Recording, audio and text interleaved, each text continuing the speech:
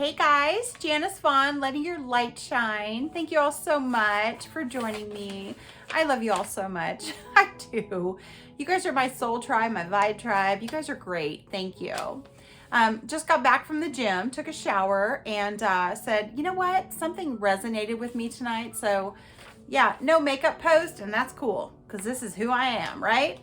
All right, so I wanted to talk tonight. I wrote some notes down about things that I was thinking about when I was on the treadmill at the gym. I was like, oh my gosh, there are certain things that a narcissist will do.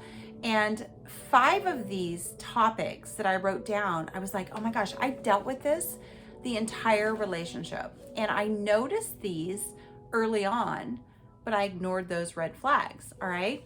The most common that I dealt with, and everybody's different, so you guys may deal with something different than I did, but the one that I dealt with the most was shifting blame and responsibility, okay? So the narcissist will always, let me emphasize that with always, place blame. Never take responsibility. He or she will never own up to what they did wrong, okay?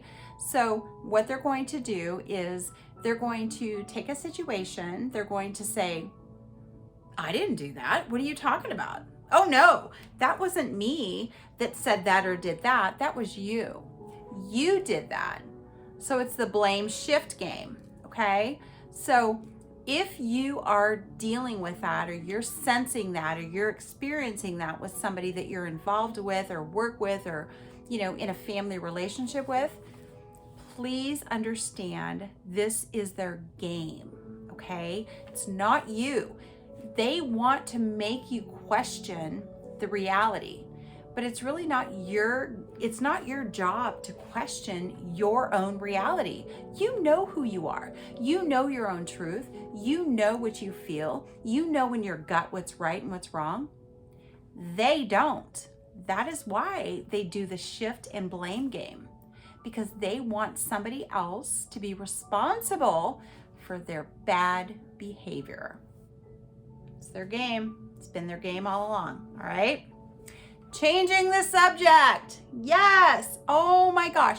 So this is crazy to me, because the narcissist in my life that I was dealing with, thank God it's done, I would change the subject to create a peaceful environment. So for example, he would be like, I can't believe you talked this way to this, and you didn't do this, and you didn't do that. And I would be like, wow, it's so beautiful out today. And I would do that because I didn't want to go down the rabbit hole of arguing with this narcissist who would incessantly never stop, okay? So in a way, I did change the subject, but it was different. It was to create peace so that I wasn't constantly arguing and dealing with this crazy person, all right? But then he would say to me, he'd go, Janice, you change the subject all the time. And I'm sitting here going, no, I'm trying to just get away from the chaos and just get back to my peaceful place. But again, when I confronted him on something, he would change the subject, and he would be adamant, and he would be so confident that his opinion was so right and mine was so wrong. Oh yeah. So be careful with that, all right? Reframing or lying about a situation, okay? So I'm gonna give you guys an example. They will never own up to what they did.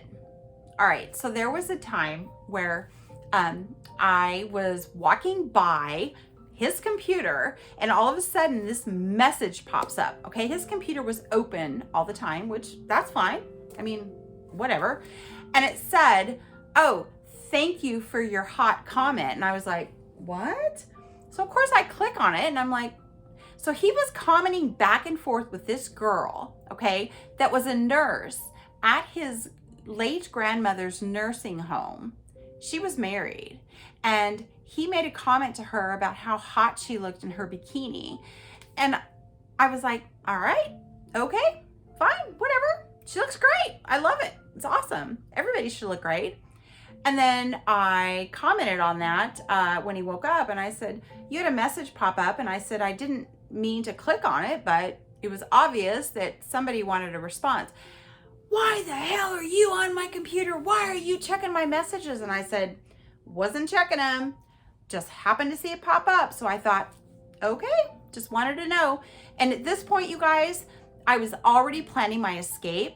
So it was just more confirmation for me that he was cheating and all that other crap, right? Of course, he blamed that I was the cheater. I didn't cheat. Never did. Never will. I'm not that kind of person. But he got so defensive and he got so angry. He's like, well, the only reason I commented was because she lost all this weight and blah, blah, blah. And I was like, cool, whatever, dude, whatever. Like, I honestly didn't give it any attention. I just wanted to see what he was going to say about it. And he lied, and I caught him, and it was like, whatever. He was totally friggin' lying, and that's okay, because I needed that confirmation, because that right there is what I needed to move forward. And it was just more check marks that I was checking off my box of why I did not need to be in this relationship with this man, because he was such a narcissistic piece of crap. So anyway, that was what I was talking about that. All right. Using words of love and affirmation to manipulate. Yes. So this exact episode with the comment to the girl, I said to him, I go, well, that's awesome. I go, I'm so great. That's awesome. She lost all this weight. And he knew that he was caught. And I didn't say anything derogatory or negative about that. I mean, to me, hey, I lost a bunch of weight. I think it's great. I will support anybody that does that. But he was like, see, I can't believe it. You know, you're accusing me of this. But a couple minutes later, he started thinking about what he had done. And even though I didn't say anything about it, he was like, well, you know, you're the most beautiful person on this planet, and I would never, ever look at anybody like that. And I'm just like, whatever. Like, again, you guys, this was so far into my planning of my escape. I didn't even care. I didn't care what he was saying to me. But he was so love bombing and manipulating me that I was so into his game. I was just like, yeah, whatever. You're so love bombing me, dude. I don't care. It doesn't matter. I'm out. So anyway, I was onto his game before he was onto mine. But I'm not here to play a game. My game was not even a game. It was like, just get me the frick out of this crazy relationship, because I cannot be with this psycho person anymore. So crazy. So yeah, so those are some examples of gaslighting, and turning the tables is probably the number one thing that you're going to experience when you are being questioned. Or let's say, for example, that you go to the restaurant and you order a beer, okay? And the narcissist is going to say, well, you didn't order a beer, you ordered a margarita. You're going to say like, no, I ordered a beer. No, you did not. I heard you. You ordered a margarita. And you're going to sit there and go, did I order a margarita or did I order a beer? Like, you really start to question if what they're telling you is true. That is gaslighting, you guys. Never, ever question your own reality. That's why I started recording the audio recordings that I was dealing with this crazy person, because I was like, is he really? Am I early dementia? I mean, I was starting to think that I was early dementia, okay? And then I started playing back the audio recordings going, holy crap, he really is nuts. He totally is making up shit just to make me think I'm crazy. So do not fall for their crap. Don't fall for it. You are not crazy. You are not.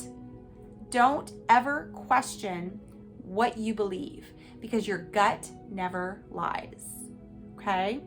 So I wanted to share that with you guys. So anyway, thank you. Love and light to all of you. All right, I'm off to bed soon. It was a good workout today. So grateful. Thank you. Love you all.